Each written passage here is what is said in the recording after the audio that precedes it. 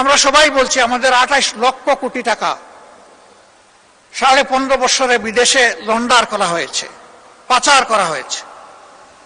সেই পাচার করা অর্থ কিভাবে ফিরিয়ে আনা হবে এই বাজেটে তার কোনো গাইডলাইন নাই। জনগণের সম্পদ জনগণকে ফিরিয়ে দিতে হবে, আর সম্পদের সাথে কালপিটদেরকে ফিরিয়ে আনতে হবে। শুধু সম্পদ আসলো, কালপিটরা থেকে গেল, তাহলে কিন্তু সঠিক শিক্ষা হবে না। ওদেরকেও ফিরিয়ে এনে শাস্তির মুখোমুখি করতে হবে। তাহলে বাকি আর কেউ কালো হাত জনগণের সম্পদের দিকে বাড়ানোর আর সাহস করবে না। গত 15টা বছর দেশ লুণ্ঠিত হয়েছে। আমরা বিস্মিত, এদেরকে আমরা সবাই চিনি, কিন্তু তাদের সাথে আমরা কেউ কেউ আবার গোলাগুলিও করি। আজকে বাজেট ঘাটতি খুব বেশি নয়। আমরা সবাই বলছি আমাদের 28 লক্ষ কোটি টাকা 15.5 বছরে বিদেশে লন্ডার করা হয়েছে, পাচার করা হয়েছে। সেই পাচার করা অর্থ কিভাবে ফিরিয়ে আনা হবে এই বাজেটে তার কোনো গাইডলাইন নাই, কোনো প্রস্তাবনা নাই। ওই পাচারকৃত অর্থের 9 ভাগের 1 ভাগ 26-27 অর্থ বছরে যদি আমরা ফিরিয়ে আনতে পারি, যদি সেই উদ্যোগ নেওয়া হয়, তাহলে আমাদের কোনো বাজেট ঘাটতি থাকবে না। এ টাকা আমাদের, এ টাকা জনগণের। এই টাকা ডাকাতি চুরি করে লুণ্ঠন করে নিয়ে যাওয়া হয়েছে।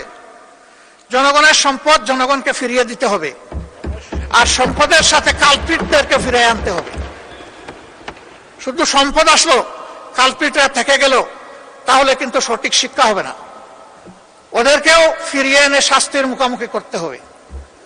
তাহলে বাকি আর কেউ কালো হাত জনগণের সম্পদের দিকে বাড়ানোর আর সাহস করবে না। আর এই বিষয়টা যদি উপেক্ষা করা হয়, তাহলে আগামীতে এর চাইতে বড় ডাকাত তৈরি হবে, এবং এরা ধরে নেবে যে এই নিয়ে মিডিয়ায়, সংসদে একটু চিল্লাচিল্লি হবে, কথাবার্তা হবে, তারপরে সব মালিশ, আর কিছুই থাকবে না। এখানে আমরা দৃশ্যমান কার্যকর পদক্ষেপ দেখতে চাই। এর জন্য সংশ্লিষ্ট দেশসমূহের সাথে এমওইউ, চুক্তি যা করতে হয়, আইনগত সকল পথ খুলেই আগাতে হবে। কিন্তু এই গতিটা যেন হরিণের গতি হয়, কচ্ছপের গতি না হয়। কারণ এই সম্পদ যত তাড়াতাড়ি ফিরে আসবে, রাষ্ট্র তত বেশি উপকৃত হবে, আমাদের বঞ্চনা দূর হবে। এই ব্যাপারে বিরোধী দল হিসাবে আমরা যাদের সাথে বসেছি, বিদেশের যে সমস্ত ডেস্টিনেশনে আমাদের এই টাকাগুলো গিয়েছে, আমরা তাদের সাথে পরিষ্কার কথা বলেছি, এই টাকা আমাদের, আপনারা ফিরিয়ে দিতে সাহায্য করুন। আমাদের সরকার যদি উদ্যোগ নেয়, তাদেরকে আপনারা সহযোগিতা করুন। বিরোধী দল হিসাবে আরো যদি কিছু করার আমাদের থাকে বলবেন, সেটাও আমরা করব। আমরা দেশকে ভালোবাসি। সরকারি দল, বিরোধী দল বড় কথা নয়।